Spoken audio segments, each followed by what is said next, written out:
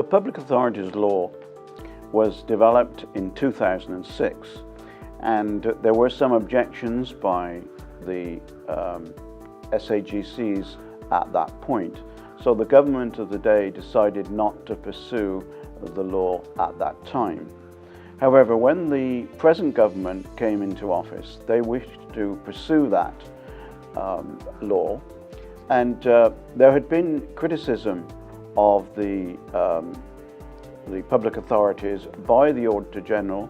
A number of issues were raised in his reports with regard to the accountability framework, governance issues, staffing issues.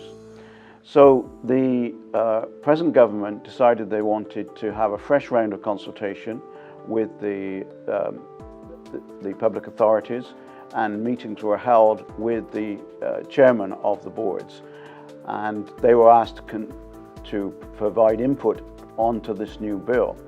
This was done, and the new bill now is ready to go to Parliament.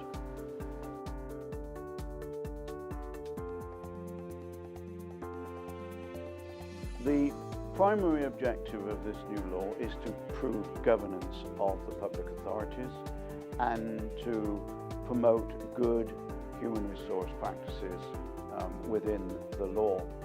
The Cabinet would like to have more control of the authorities to ensure that their objectives of government are truly aligned to the public authorities, that they can achieve the government's outcomes through the public authorities.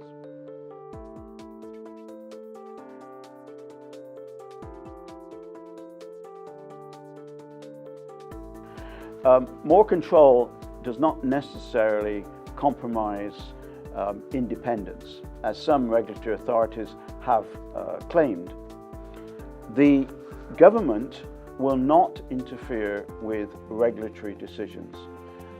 The law excludes government from interfering with the regulatory authorities making decisions on licenses and those type of regulatory issues. There has been the claim that how is this going to affect our international reputation? Well, to have better governance and to have good, sound human resource practices is obviously, to me, is going to increase our standing in the international community.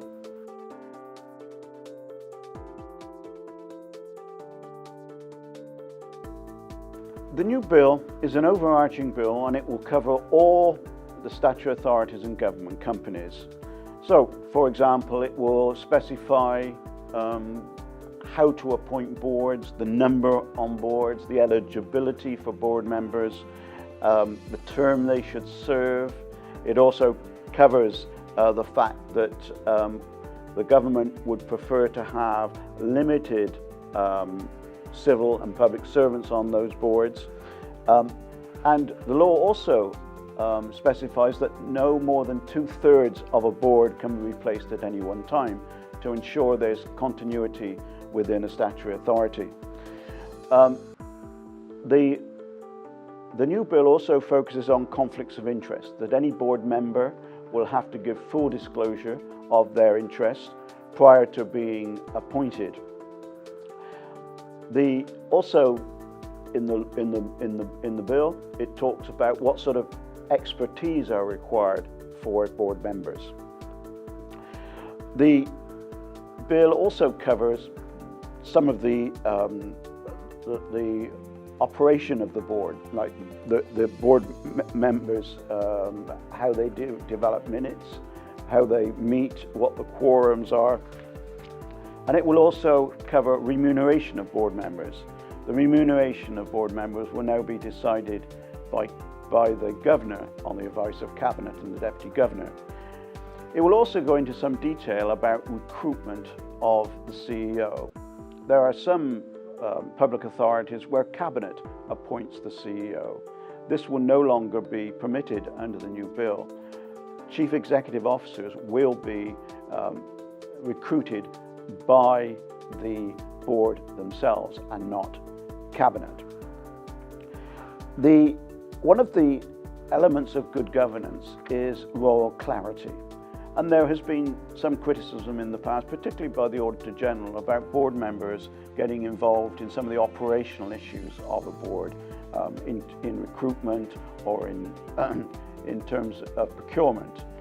The bill specifically lists the role of and the duties of the Chief Executive Officer.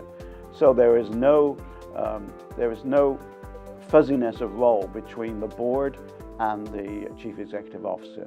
So those are clearly specified in the law. Also, the role of ministers, how they should act in their relationship with the board, that is specified within the bill. Also, the chief officers in the ministries that oversee the public authorities, they will have a role also. For example, the interview panel for the Chief Executive Officer of a public authority will now include the Chief Officer of the Ministry of Portfolio, and the Chief Officer will now be given the responsibility for oversight and liaison between the board, the Chief Executive Officer and the Minister. The law also specifies the role of board members, what their role is in terms of policy making, and it will clearly specify what must be delegated to the Chief Executive Officer, and these are all specified within the bill. So that's all the good governance aspects that are covered in the law. The second part is personnel issues, how to deal with the personnel issues within a public authority. The remuneration of public servants as opposed to civil servants. The bill recommends that there will be one salary scale to cover all public authorities, and all jobs will be graded on the basis of a scientific process, a job evaluation process, as happens with the civil service. Under the personnel aspect, the Cabinet will decide on cost of living increases. They will have to give permission for bonus types of schemes to the public authorities.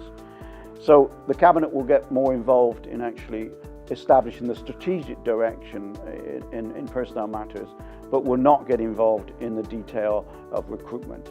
That will be the Chief Executive Officer.